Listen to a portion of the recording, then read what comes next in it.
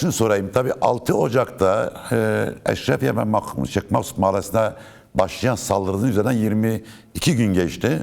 Bu arada bir saha araştırması yaptınız mı? Yani örneğin işte kuzeyde Kürtler ne düşünüyor bu konuyla ilgili? Evet yaptık Cahit. Halep saldırısından sonra saha için hazırlandık ve 16-19 Ocak tarihlerini kapsayacak bir saha yaptık.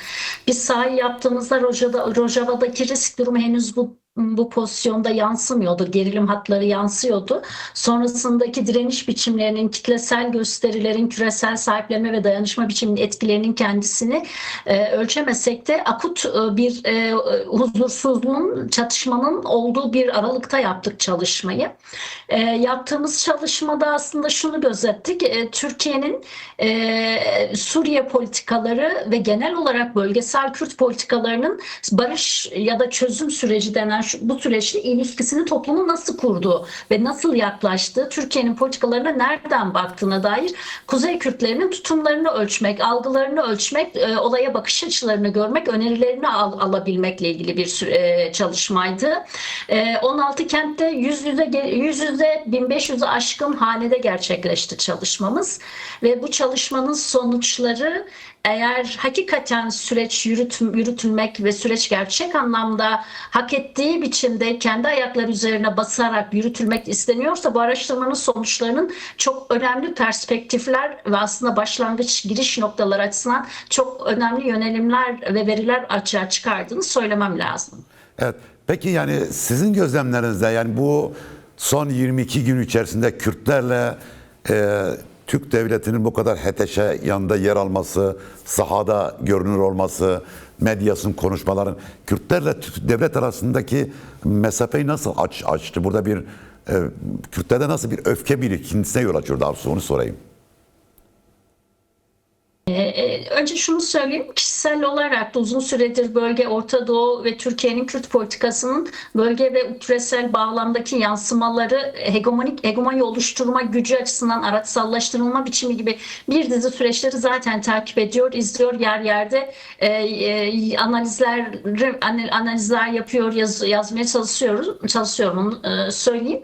Ve aslında Türkiye'nin çok uzun süredir Suriye özgürlüğünde özellikle Aralık 2025'ten bu yana çok ciddi bir inşacı girişim içinde olduğunu, Suriye'nin bir tür abisi, bölgesel hegemonyanın ikinci ayağı olarak Suriye'nin hükümet yapısı üzerinde domine edici bir siyaset ağı oluştururken, bu dominasyonun sadece Suriye'deki rejimin devletleşme ya da rejimin iktidarın başına getirilmesiyle sınırlı olmadığı, aynı zamanda Suriye özgürlüğünden başlayarak bir Orta Doğu'da müesses Kürt, anti-Kürt nizam kurmakla ilgili bir süreci de işlettiğini zaten hem çalışmalarımız, hem gözlemlerimiz, hem sahaya dönük analizlerimiz içerisinde görüp tartıştığımız bir konu.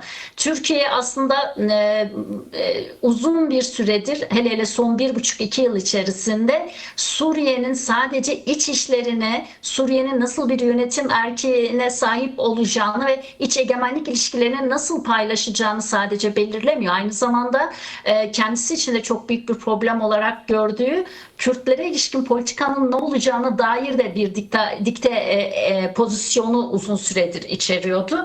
Ve aslında Suriye'de Rojava ve SDG hedefli gelişen Kürtlere karşı şiddet politikasının kendisinin Türkiye'den bağımsız olarak ele alınması çok güç. Onu bir kere görmek gerekiyor. Tabii bu noktada sadece Türkiye istedi de yapılıyor demek de yetersiz kalır. HTŞ'nin ve HTŞ ile birlikte bağlaşık ittifak kurmuş olan rejimin kendisini inşa ve meşruluk alanlarını sağlayabilmekle ilgili de Kürtlerle bir derdi var. Evet. Tabii ki sadece Kürtlerle ilgili bir derdi yok. Gayri resmi olarak ya da daha doğrusu gayrimeşru olarak bir devletin sunulduğu ve iktidara getirilip rejim kurması istenen ekibin çok önemli bir şeyi eksikti. O da neydi? Meşruluğu eksikti. Bu tip yapılar, HTŞ gibi Selefi cihadist yapılar gayrimeşru olarak getirildikleri yerlerde iktidar kurabilmek, meşruluk alanlarını genişletebilmek için kabul etmeyeceklerini, kendi iktidarlarını, otoritelerini kabul etmeyeceklerini düşündükleri alan ve kimliklere saldırı bir meşrulaşma biçimi olarak da benimserler. İşte Alevilere Esad yandaşlığı kisvesi adı altında gerçekleşen soykırım dalgası, Dürzilere hakeza başka bir gerekçeyle, İsrail gerekçesiyle İsrail'e karşı güvence, tırnak içinde onu söyleyeceğim çünkü İsrail'le çok ciddi bir uyuşum dönemi yaşanıyor. İşte Dürzilere dönük saldırı ve ardından bölgenin en önemli güç odaklarından biri olan ve son 10 yılda yeni Orta Doğu düzleminde stratejik aktör olarak, jeostratejik aktör, jeopolitik aktör olarak yükselmeye başlayan Kürtlerin durumunun değiştirilmesi ve jeopolitiğin kendi lehine bükülmesiyle ilgili bir ihtiyaca da yanıt veriyordu. Bu anlamıyla HTŞ'nin meşrulaşma ve egemenliğini test edip uygulanması arzu edilen politikaları yürütebilmesi için de Kürt meselesini, Kürtlerin otoriter alanını zayıflatma ihtiyacı vardı. Tam da bu noktada Türkiye ile aslında HTŞ çok ortak bir yerde buluştular. Bunun da altını çizmek gerekiyor. Tam da bu noktada HTŞ'yi ve HTŞ'nin bağlaşıklarını finanse eden Körfez ülkelerini belki de unutmamak gerekecek. Belki çerçeveyi genişletmek Suudi Arabistan bunun başına geliyor. Ama o da belli ki Türkiye kuruyor, ana politikayı Türkiye kuruyor ve HTŞ'nin de ihtiyaçlarıyla örtüşen bir durum açığa çıkıyor. Evet. Toplum bu duruma nasıl yaklaşıyor dedim. Bir şey sorabilir miyim? Toplumda Çünkü 3 aşağı 5 yukarı. Bir şey sorabilir miyim? Çünkü bunu önemli buluyorum. Az önce söylediğiniz şey, yani otorite ve meşruiyet, bu meşruiyeti sağlamak için işte Alevilere, Dürzülere, Kürtlere yönelik yani bir uzlaşma ve çözümleriyle değil de bir askeri saldırı ve soykırım tehdidi yaparak ve de soykırım politikası uygulayarak ulaşmak istiyorlar. Hatta Trump şunu söyledi, dedi ki ben oraya iyi bir çocuğu getirtip oturtacak değilim diyor dedi. Yani bir katili getirmem gerekiyor dedi. Evet, temiz birini getirtecek değilim demişti. Evet. Şimdi yeterince kirli birine ihtiyacı olduğunu söylemişti. Şimdi tabii ideolojik olarak bu cihatçı ve de ihvancı damarla akraba olan Türkiye'deki siyasi akımın ve Türk İslam sentezcilerinin tutumunu hani bir yere kadar anlıyorsunuz. Peki diyelim ki seküler ve laikler neden bu cihatçılara bir şekilde evet diyorlar? Yani çünkü hani diyelim ki tamam Kürtleri öldürmesin, hani onlar açısından belki kabul edilebilir bir şey de, ama adamlar yani tümüyle işte kadın hakları konusunda, çevre hakkı konusunda, yani diğer etnik ve inanç grupları konusunda son derece baskıcılar ve işte dün Laskiye'de bir tane müftü bir şey yayınladı, nedir? Bir genelge yayınladı. Dedi ki iş ortamında kadınların makyaj yapması yasaklanmıştır. Yani bu kadar ortaçağ karanlığına doğru bir ülke giderken neden bunlarla ideolojik ve hayat tarzı çok zıt olan seküler kesim bunlara bu kadar güzelleme yapıyor sizce? Bu Türkiye bağlamıyla herhalde soruyorsunuz. Evet, Türkiye'deki seküler kesim. Evet, Türkiye'deki seküler kesim için aslında birkaç şey söylemek gerekiyor. Bunun doğal oluşmuş ve evrensel değerlerle kurgulanmış, kendi içerisinde ilkesel bir demokrasi yaklaşımı ve cinsiyet bağlamlı bir özgürlükçü yaklaşımının dün öteden beri Türkiye'de kurulduğuna dönük ya da kurumsallaştığına dönük tutum açısından bir şüpheye yol açıyor tabii ki bu. Türkiye'deki seküler kesim açıkçası çok önemli bir kısmı ne yazık ki uzun yıllar Türkiye Cumhuriyeti'nin kurucu unsuru olmanın getirdiği bir devletçi akla sahip ya da kurucu unsur olmakla övündükleri bir statiko alanına sahip. Bu statiko alanı son 20 yıl içerisinde AKP'nin iktidarlaşma ve içeriği dönüştürme, muhafazakarlaştırarak dönüştürme sürecinde belli bir yara almış olsa bile hala seküler kesim kendisini devlet olan aklın bir parçası saymayı ve devlet olan aklın gereğini yaptıklarını desteklemeyi ya da oraya hizalanmayı buluyor, doğru buluyor. Aslında Türkiye'deki seküler kesimin ana ideolojisi anladığımız anlamda gerçek anlamda bir sekülerizm değil, devletçilik mantığının getirdiği sonuçlarla ilgili olarak dönüşebiliyor. Bir kere bunu ifade etmek gerekiyor. İkincisi, Cumhuriyet'in kurucu unsuru olarak kendilerini tarifleyen o üst sınıfsal pozisyon ve duygu hanesi hala yaşanıyor olmakla birlikte Kürtlerle Türkiye Cumhuriyeti'nin kurduğu ilişkinin kendisinin kökensel olarak değişmemiş olması seküler kesimin Kürtlerin karşısındaki her tür davranışı destekleyebilmekle ilgili sürecini kolaylaştırıyor. Burada neyi kastediyorum? Şunu kastediyorum. Cumhuriyet kurulduğundan bu yana Türkiye Cumhuriyeti'nin devletinin Kürtlerle kurduğu ilişkinin kendisi kendisinin bir tür müstemleke ilişkisi olduğunu unutmamak gerekiyor. Bir tür sömürge ilişkisi. Ve aslında Kürtleri Cumhuriyet'in kuruluşundan bu yana Cumhuriyet'in ana tehdit olgusu olarak bir yere konumlandırdıkları ve güvenlik perspektifinin içerisine yerleştirdikleri ilgili sistem, ister Kemalist düzen içinde olsun, ister siyasal İslam içinde olsun, tüm hangisi olursa olsun otoritesini güvenlik perspektifine yerleştirilmiş ve geçmiş son 100 yılda sömürge toplum psikolojisinden de devraldıkları üst ulus psikolojisiyle yaklaşıyorlar ve bu konuda örtüşüyorlar. Dolayısıyla devlet refleksleri ve dünden bugüne ortaya çıkan ve aşılmamış, yüzleşilmemiş o sömürge ya da üst ulus ya da Türkçü ulus adına ne derseniz deyin, kimilerinin Türk üstünlükçülüğü dediği bütün bu pozisyonların kendisinin örtüşlü bir yana dönüyor. Üçüncüsü, seküler kesim içerisinde bir kesim aslında sekülerizm içinde yer almakla birlikte Osmanlı'dan devralınan genişleme, daha sonra Osmanlı'dan feyz alınan genişleme, yayılma ve Orta Doğu'da hakim olma, hegemon olmakla ilgili psikolojik eşiği paylaşıyor. Ve dolayısıyla Türkiye'nin yayılabilmesini sağlayan, genişleyebilmesini ve egemenlik sahasını büyütebilmesini sağlayan ilişkiler ağını da destekler durumda kendini buluyor. Başka da birçok şey söylenebilir. Evet. Dünya konjonktürüyle de ilgili ama ilk aklıma gelenler bunlar Cahit. Tabii bir saha araştırmacısı olarak işiniz çok zor gerçekten, yani buradan baktığımız zaman.